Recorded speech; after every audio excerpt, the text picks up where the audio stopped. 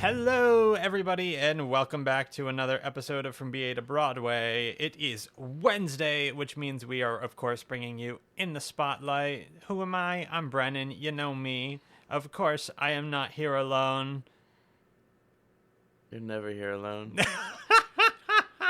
I was busy looking at my hands. I didn't see that was an entrance for me to start. Indeed, Danny is also here. And today we are talking about something that I don't know. Today is going to be a surprise for me. Today's a fun episode. Danny, Brennan does not know the show we're about to talk about, and I'm going to spring it on him. Absolutely. I think you probably know it. Okay. I'd be surprised if you didn't. What is it? We are talking about Funny Girl. Funny Girl. Do you know Funny Girl? I sure have seen it. Did you see the revival? I sure did. Oh my god, you know more than me. Oh my god, you didn't see it? I didn't see it. That's shocking to me. Is it? I felt like that's something you would have been there on opening night for. No. Okay. No. No. Love that. We'll talk about the revival, but Okay, we'll great. start at the beginning. Okay, So we go have for Funny it. Girl. Score by Jules Stein of Gypsy fame. Lyrics by Bob Merrill and book by Isabel Leonard. The musical is a semi-biographical musical based on the life and career of comedian and Broadway and vaudeville star Fanny Brice, and more specifically about the time period in her life when she was in a relationship with entrepreneur and gambler Nick Arnstein. Mm-hmm. So the musical follows Fanny beginning while she is a teenager dreaming of being a star, even though everyone around her tells her to pick a different path because she's not a typical beautiful girl. She's not conventionally attractive. So everyone is saying, you know, if a girl isn't pretty, she can't make it in this business. Of course. And we stand by it. I'm told that all period. the time. And so she, you know, she has an incredible amount of talent and charm about her, so she ends up making it big in the Ziegfeld Follies. And as she is on the path to stardom, she is courted by Nicky Arnstein, who is a businessman and also a gambler and an entrepreneur. They marry and they have children together, but eventually Nicky's business dealings land him in jail. And so the musical ends with him being released from jail and them finally deciding to separate and go their separate ways. Mm-hmm. And so it explores kind of Fanny's career aspirations and ambitions and how her relationship with Nicky Arnstein, how those two are in conflict with each other, and how she's willing to give up certain aspects of her career and certain aspects of herself in order to be the perfect wife to him and be the perfect partner to him. For a man. For a freaking man. No. And yeah, so that's Funny Girl. That's kind of like the consensus of Funny Girl. Yeah. It was actually, the musical was created by Ray Stark, who was the producer of the original Broadway production, and who is the real-life Fanny Brice's son-in-law. No way. He's married to her daughter. Wow. And it's really interesting, the origins of the musical, because originally he had commissioned an autobiography of Fanny Brice. So she sat and did tons of recorded interviews about her life. And then she was not happy with the recordings. So she killed the book. And she was like, I don't want to do this project. And then sometime later, I think she just had such a fascinating life. It was, you know, a great story. Yeah. So they wanted to make it a movie for a really long time. A film based on Fanny Brice. And then he was in conversation with Mary Martin, who was a huge Broadway star at the time. And she, you know, she was the original Peter Pan, the original Maria and Sound of Music. And she said, this should be a musical and I should play Fanny Brice. Like, write a musical for me to play Fanny Brice in. And originally, their first choice for the score was Stephen Sondheim. But Sondheim turned it down because he did not want to write the score for Mary Martin because she was not Jewish. And he said, I don't want to write this musical for a non-Jewish actress, so I'm passing. And that's really neat, I feel like. Isn't it interesting? Yeah. I mean, he was Jewish, so he probably felt... I mean, Fanny Brice also was very historically Jewish, and like that was a big part of her identity and part of her act, and part of why she wasn't considered conventionally attractive at the time, because she was a very ethnically Jewish person. Yeah. And so, I mean, I know that's always been a conversation with this show of who should play, shouldn't play Fanny. Yes. And it is interesting to find out that that conversation was being had in like 1950. Mm-hmm. And several people were like attached to the project at different points. Jerome Robbins was attached to direct. Anne Bancroft was attached as Fanny. They went to Carol Burnett.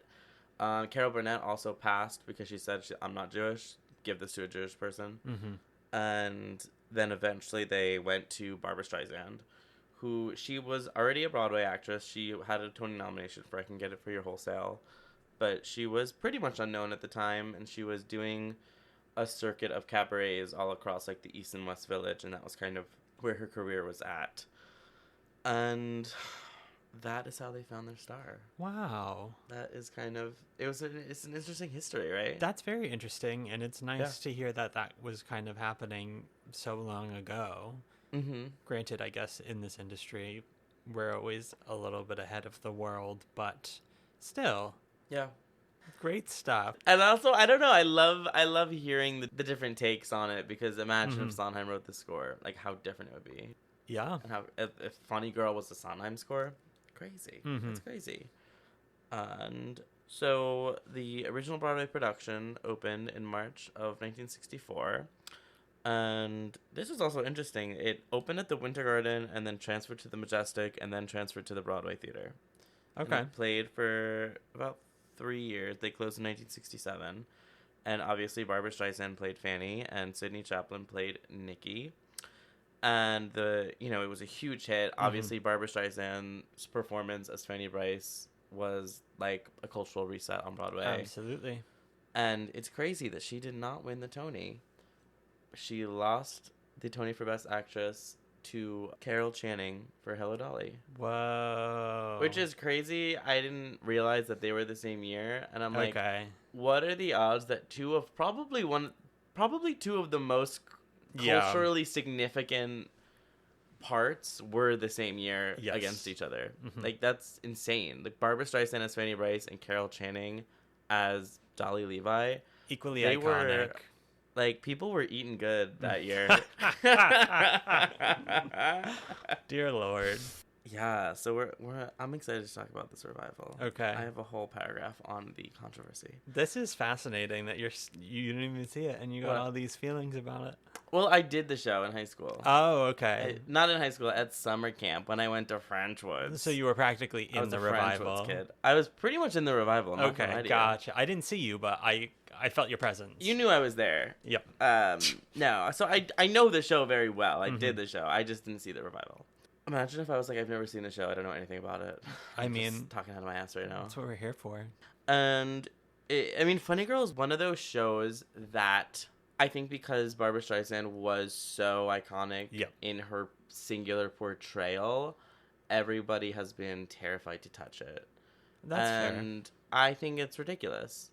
I think that any show that needs a specific performer to be in it is a good show. Yeah. And I think Funny Girl is a good show. And I think, for sure. I think Barbra Streisand did something wonderful and historic that we can all love and appreciate.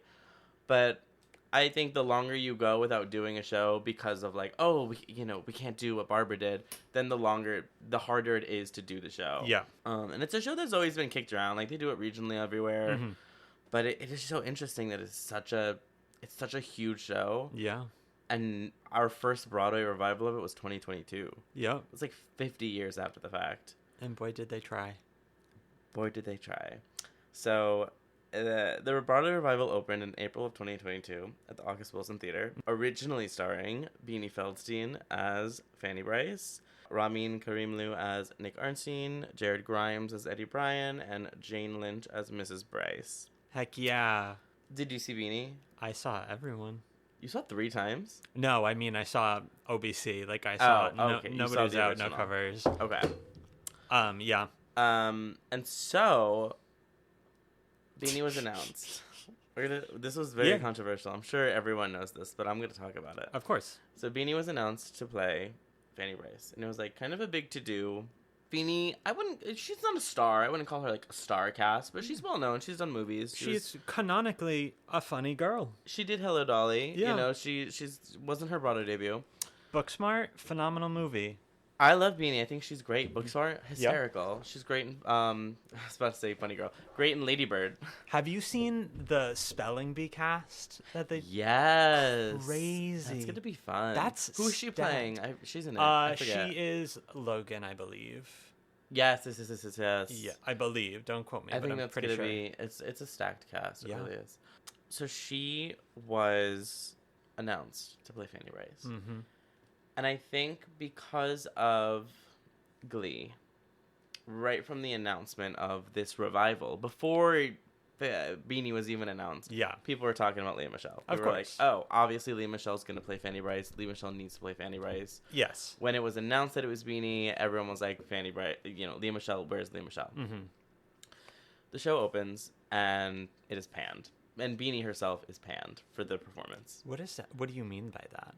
It was panned. People hated it. The Panned. reviewer... That's Oh, what you've I never mean. heard that? No. Like, if a performance is panned, it means that it was, like, universally negative reviews. I love that. I'm going I'm to start shocked using that that in the world. That's just, like, such a term. You don't know that? No, never heard it. Yeah, so it's First like, time. if you get, like, panned, it means universally negative reviews. Yeah. And throughout her run, I think she called out of the show quite a bit because of sickness. Mm-hmm. She had a long bout of COVID, she got bronchitis, all these things, and her understudy Julie Benko went on quite a bit. Yes. And because of that, Julie kind of gained this huge following because We talked about this on the Swing and Understudies episode where, like, oh yeah, all of these, post-COVID, these Mhm. swings and understudies kind of came more into the zeitgeist of everyday vocabulary and vernacular in theater, yeah, which was really cool. But she, I think, among all of them, kind of is the name now of that well, yeah, from that experience. because what happened is she was going on quite a bit, Mhm. and Beanie was not being well received in the role, and she was, and people were like, why is she not playing the role full time? She is brilliant as Fanny Bryce. Yes. She was killing the game. She gained this universal following. Mm-hmm. And they, the cast was not well received. They received no Tony. I think Jared Grimes received a Tony nomination. Which he Other than completely him- deserved. Other than him, they received no nominations. And so that year at the Tony Awards, it was weird. It was Yeah. like, we have the most historic, huge revival of Funny Girl playing on Broadway right now, and no one has said the words. Mhm. No one has said the words Funny Girl, no performance. The only time it was referenced was in his category. Like, not even once. And so everyone's like, this is not going well. This is a disaster. And so I have receipts. You have receipts, personal text messages. I do. And so Beanie went out, I think because of COVID, she was on quarantine. The second she comes back, she announced that she was leaving the show at the end of September of 2022, which was months and months earlier than she was supposed to leave. And then in July, she announced that she was going to be leaving on July 31st. So she was supposed to be leaving in September, and then in July she says, just kidding, I'm leaving in 2 weeks. I'm out. Mm-hmm. They have gone a different way with this production, and I'm out of it. And almost immediately, they announced that Leah Michele would be taking over for the role of Fanny. Yep. And then Julie Benko played Fanny for like a month between them, Mhm. and then Julie played every Wednesday matinee. And then, not only did they wipe Beanie from the face of the show, it was like she was never in it. Yeah. After Leah Michele took over, they decided, oh, we're going to record a cast album with Leah Michelle's cast. Mm-hmm. And the next season, when it's irrelevant, because Funny Girl was the season before, we're going to buy Leah Michele a Tony performance. And so she got on that stage and sang Don't Rain on My Parade as if she had originated the part. Yep.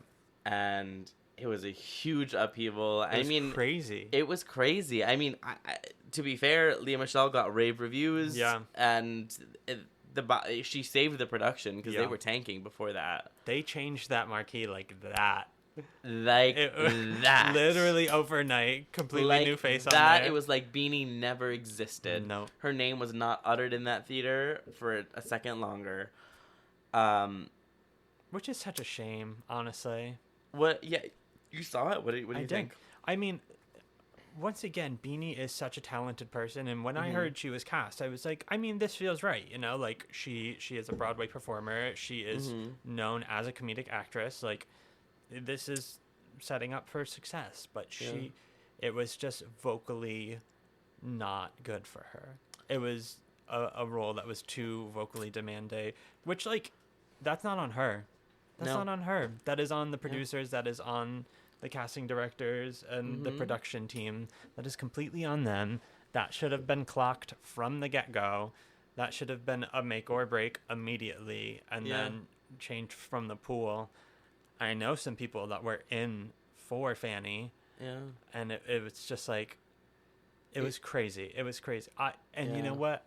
She was giving it her all up there. Like, you could Mhm. tell she was truly giving it everything she had, which just sucked because it just wasn't enough. I think it was a case where someone was just miscast. Yeah. Like, and I think Beanie's great, and I think she was great in Hello Dolly, because that was exactly what she does so well. Yeah. And if, like, you're miscasting the role, you're miscasting the role, Mhm. and what they did was they cast her, they miscast her, and then they didn't stand behind her. Yeah. And so it was a public swing and a public miss. I think that I have a couple thoughts on this. Go for it. Oh, should we also talk about who else left? Oh, yes. Okay. So this is just more of the controversy. Drama. So Jane Lynch opened the show with Beanie Yes. as Fanny's mother. Jane Lynch starred with Leah Michele for a long, long time on Glee.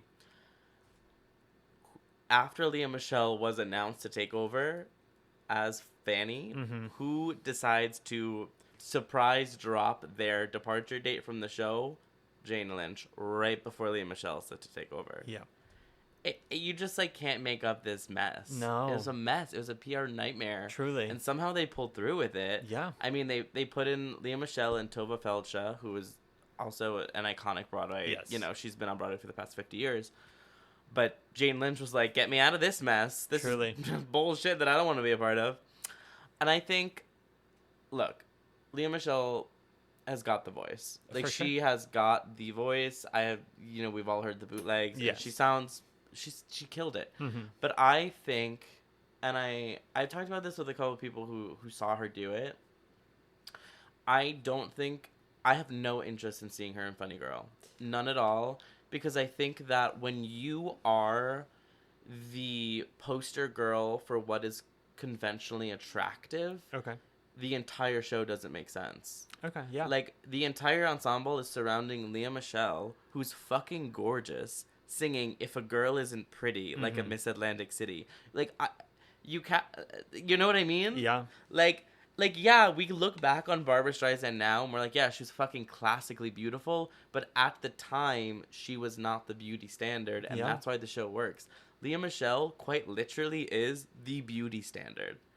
And so, it just doesn't make sense to me. Well, that's because there is one key component missing in your existence, and that is Glee, a cultural phenomenon across the globe that gripped multiple generations of people, which is crazy. And Yes. unfortunately, all of the people that it was gripping were theater people. They were theater And they goers. just- They were theater appreciators. They were And they art. just wouldn't accept anyone else for the role? You think that's what it is? I don't think. I mean, listen. If Beanie could have sang it, I think people would have been fine. But once that happened, it was a very much a why didn't this happen? But, like, also, there's so many contractual things that can happen in terms of casting. Like, there's.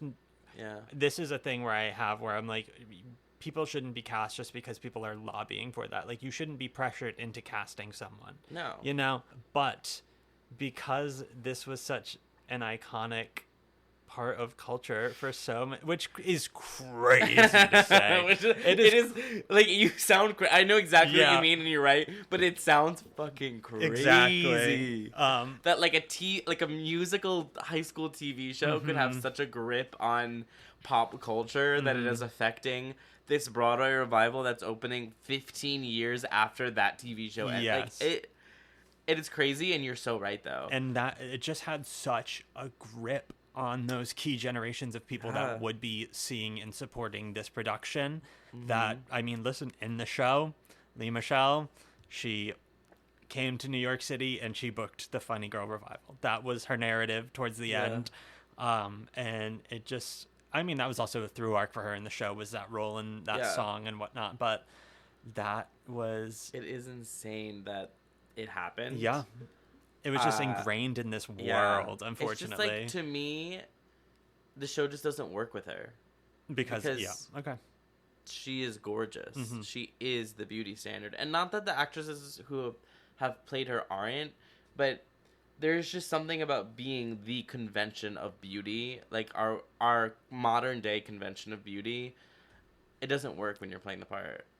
And I think I agree with you for sure. It almost feels like you're casting, like you're having a girl play Elphaba, and you're like, she doesn't need the green makeup. Mm-hmm. And then you're like, well, it doesn't make sense with the show. Yeah. I think it's, once again, it's just this filter that's in front of the stage that is people not seeing Fanny Bryce, not seeing Lea Michele. They are specifically watching Rachel Berry perform the revival of Funny Girl, which is once and I again, guess like crazy. Because she can listen. She's got the chops for sure. Sing that role out of the park, and she can, and no one can take that from her. It's. I mean, I guess she hasn't needed to. It is crazy to me that she hasn't just like played so many other Broadway parts. Yeah. That could. I mean, it's. Yeah. It's kind of crazy that off of Glee she didn't get like a month-long run in Wicked or something. You know. She made her bank. She probably started her family. Said no to so many projects and was like, I'm good. But I also think that Funny Girl is a show that doesn't need a star. I think Funny Girl is a show that makes a star. Like, historically, it is one of the biggest shows that made one of the biggest stars in pop culture. Julie Benko. Now we have her. Like, I would say I was talking about Barbra Streisand. I know. That's I was making another example. Yeah. I wasn't like naturally. Naturally, Julie Benko. Yeah, like, I think if they had opened the show with Julie Benko, I think it would have been a totally different thing. Yeah. Because you're right. I think if they opened the show with a swing and a hit, it would have deadened the Lea Michele noise. Because people are like, oh, well, she's so good. We're not going to ask you to replace her with someone else. Of course. And I think Julie Benko could have had her, like, catapult to stardom. Probably would have gotten Tony nommed. Probably would have gotten, like, all the publicity that they wanted from the revival. Yeah. And when it is the huge, lavish, like, Funny Girl revival that we've been waiting 50 years for, people are gonna go. Yeah. Like, they're not gonna go because Beanie Feldstein's in it. They're gonna go because it's Funny Girl. For sure. And it's so funny because that season was the same season as Paradise Square.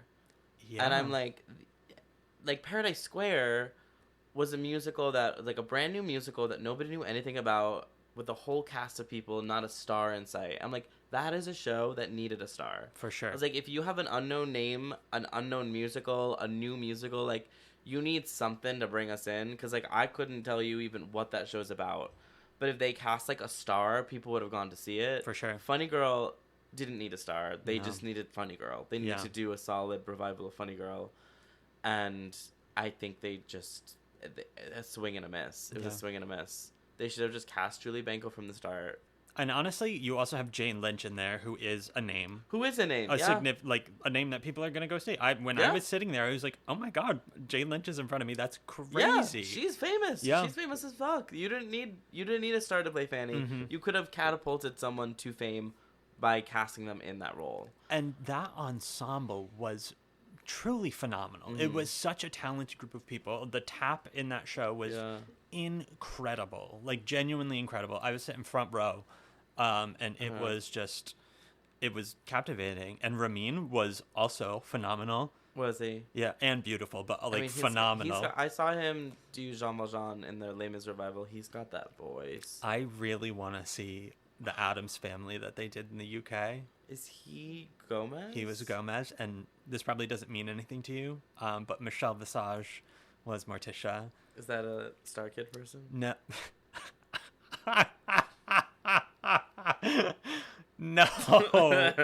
No, she's RuPaul's best friend and co-host, not co-host, but like number 2 on Drag Race. That's so funny. I guess it's time to out myself that I canonically have never seen a single episode of RuPaul's Drag Race. Yeah. So, you know, I also have never seen Star Kid, so I got your fandoms mixed up. No, that is completely fine. I really loved that was the narrative that just happened. But yeah, nonetheless, incredible. Nevertheless. Anywho. I also want to give a shout out to they did a 2002 concert version for the Actors Fund of Funny Girl, and they basically had this giant rotating cast of actresses playing Fanny, so like every single song was played by a different person. So we had Sutton Foster singing I'm the Greatest Star, Julia Murney sang People, Lilias White sang Don't Run Parade, Kristen Chenoweth sang He's Love Makes Me Beautiful. Like, all of those videos are on YouTube, and it is... Have you watched those videos? No. It is so iconic. They were like, we're gonna handpick, like, the greatest Broadway actresses working right now and just give them the perfect song for them and have them do it. Why not? And there's a really funny story where I think Sutton Foster was doing Millie at the time. Okay. Clearly Modern Millie.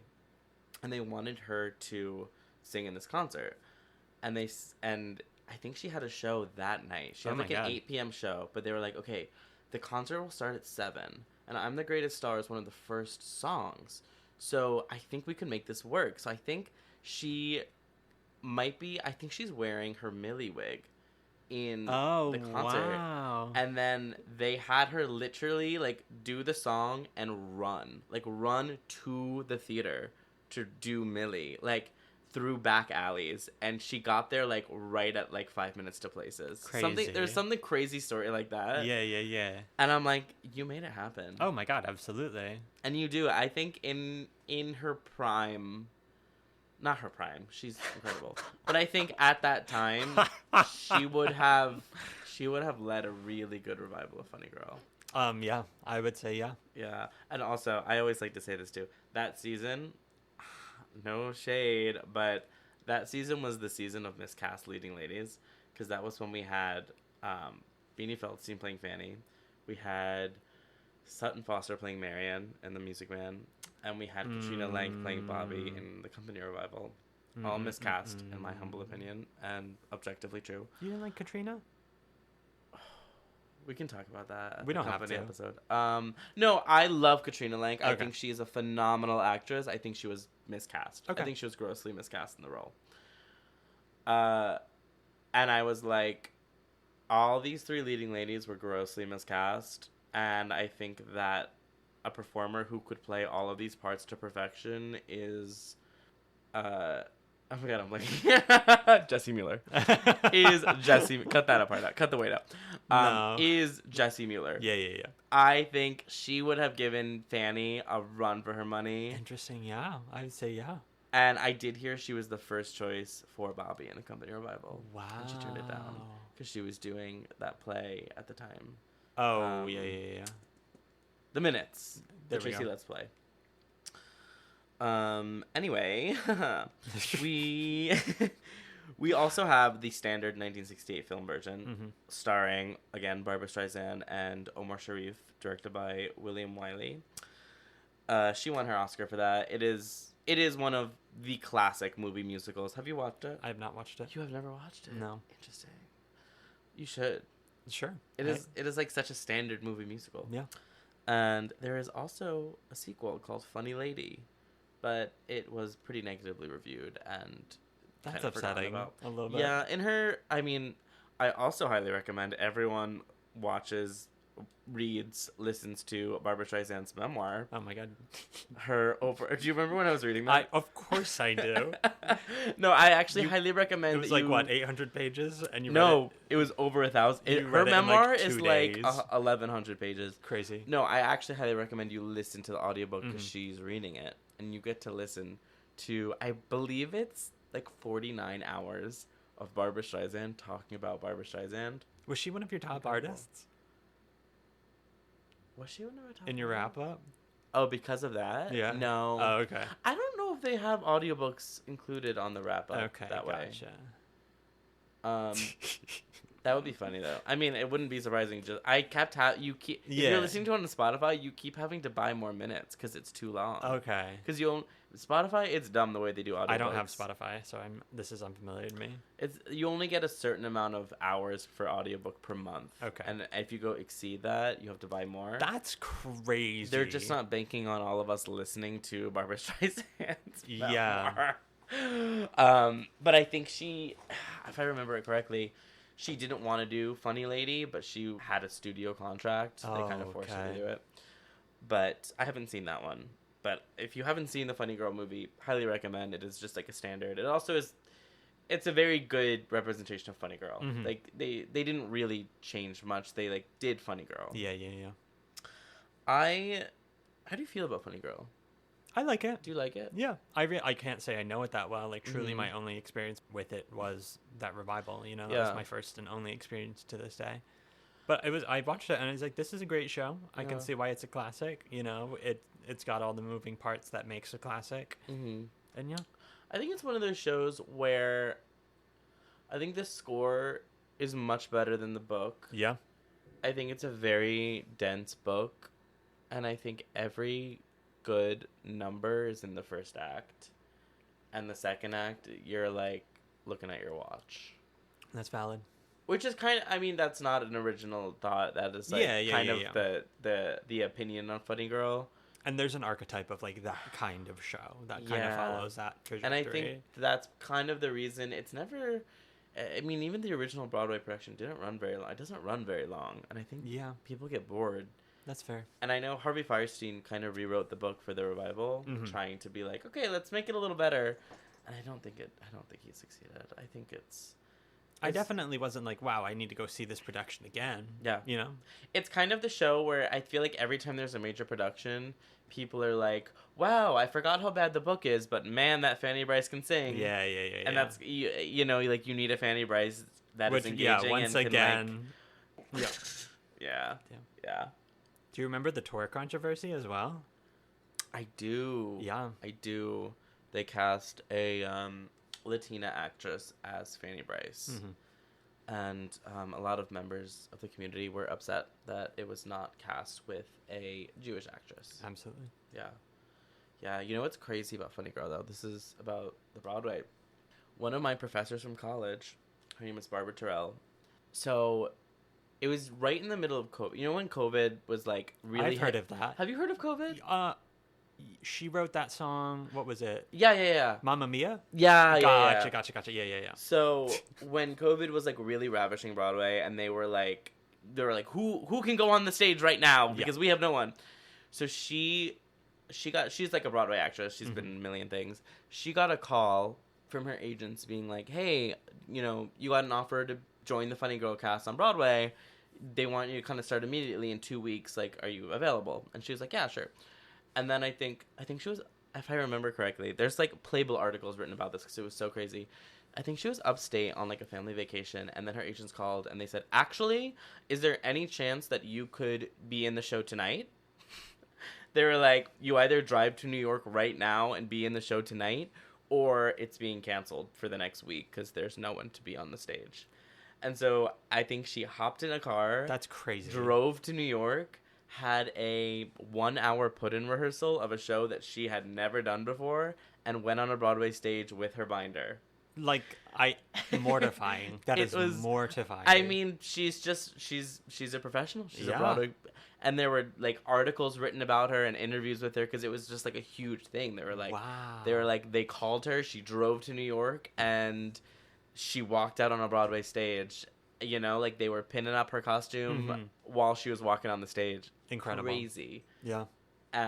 So that was kind of my program's proud moment during the pandemic. We're like, that's our girl. Yeah, the only proud moment to come out of NYU. The only one, yeah. Literally. Yeah. Not Lady Gaga. Not a single other graduate not Lady Gaga. on Broadway.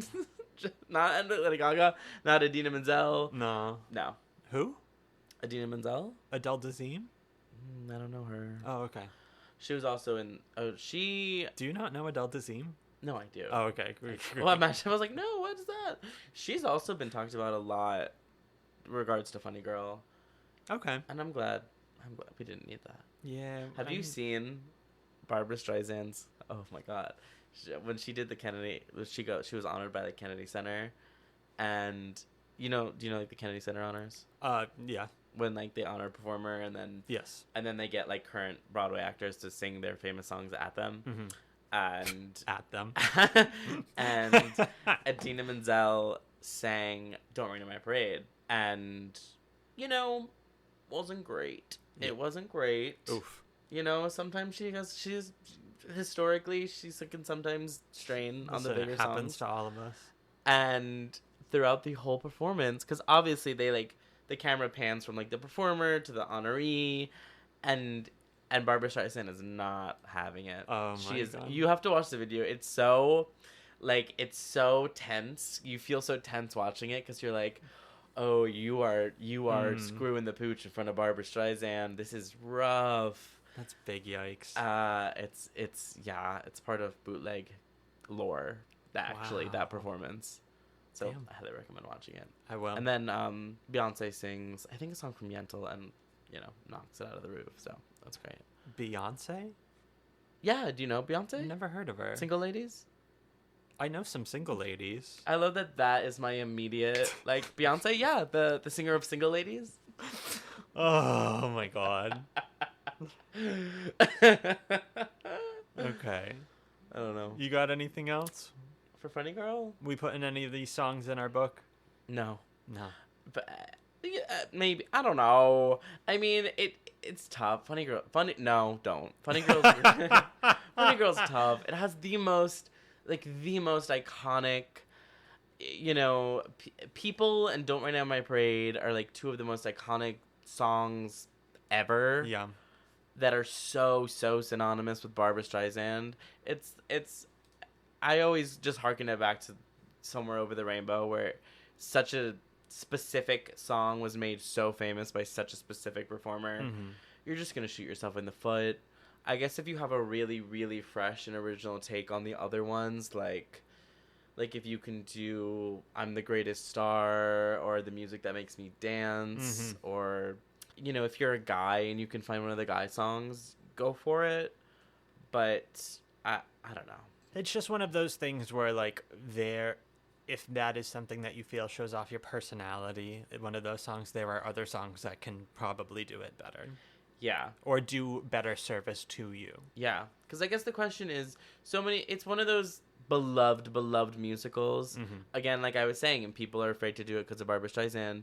Do you want to walk in the room and know that the person has Barbara Streisand singing People in their head when you say you're going to sing it? Yeah. Or would you rather do a song that has less of a association with like such a famous beloved performer? Listen, if you can pull them out of the Barbara, great, but Yeah. you need to pull their attention away from Barbara Streisand. That being said, though, if you could shake the dust off of the roof of Ripley Greer with your rendition of People, always. I don't know, sing it. I'd love to see people sing People. Mm-hmm. I love that song. Sing it. And if you think you can, but you're not 100% sure, Don't sing it. send us a self-tape. Oh, that too. Send us a self-tape. We'll let you know. Yeah, I'll rip it to shreds. Absolutely. I'll just... No. Oh, no. We're not That's gonna... not what I meant. I'm going to just send you the... If it's good... Danny just writes back, yikes. If it's... Yikes. I'll just send you back a still shot of Barbara Streisand not looking impressed at Idina Menzel if it's bad. But if it's good, I'll love it. Yeah. There's a great video of Jessie Mueller singing People.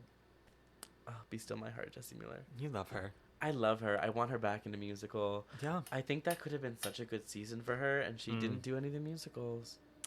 I think she would have been my preferred Bobby. Listen, Company sometimes you Revival. need to do a play.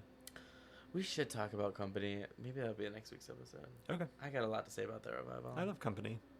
I don't know. We don't want to go through the Sondheims too quickly. Also Because that. we're going to be doing this podcast for years.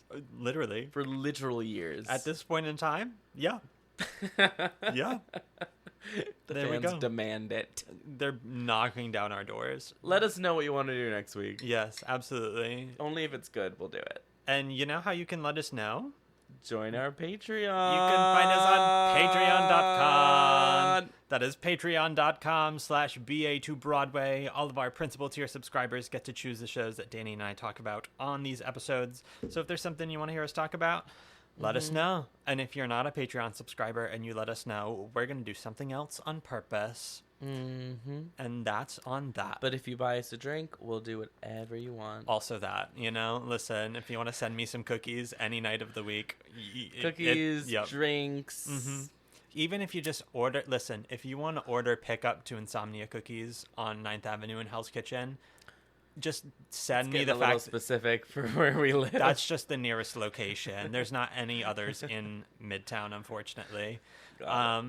But Yeah, that is the closest location. I will literally go and pick those up, and you get your episode. Mm-hmm. Anywho. Yeah. That's what the money goes towards anyways. That's what the money goes towards. Not supporting the podcast, but cookies. Yeah, Brennan is an Insomnia stan. It is true. However, I'm fighting with them a little bit right now. Why? They got rid of the Cookie Magic membership. I'm not going to pretend to know what that means.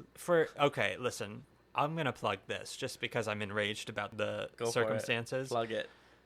For years and years, Insomnia Cookies had this.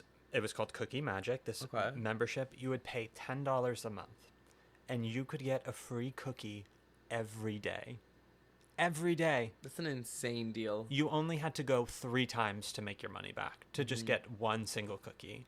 And, you know, like, it is a gimmick because you're going to go in and you're going to get a cookie, and then you're going to be like, I should probably buy another one. Yeah. But, listen, for a solid period of my life, I was really strong, and I would just stop on my way home from work, Get a my cookie every day? Every day. Oh my god. Yeah, and they got... It's like the AMZ A-list of cookies. That's exactly right. So you get your cookie on your way to watching a movie. It's all free. Oh my god. Brilliant. It's all free. Wow. But anywho, it's gone. They're dead to me. And you can find us on most social media platforms at PA to Broadway. You can find me at Brennan Stefanik. And you can find me at Audra McDonald or at DSauls. I think you made that joke last time. Do you want to pick a different one and I'll edit this out? Yeah, you can find me at... You gotta say it faster. I know. I'm also afraid you're not going to edit this out and I'm going to look like a damn fool. Oh, okay. But you should edit this out because this is bad. You can find me at DSauls. Okay. I have to be more prepared if I'm going to make that joke. Valid. Folks, until next week, bye.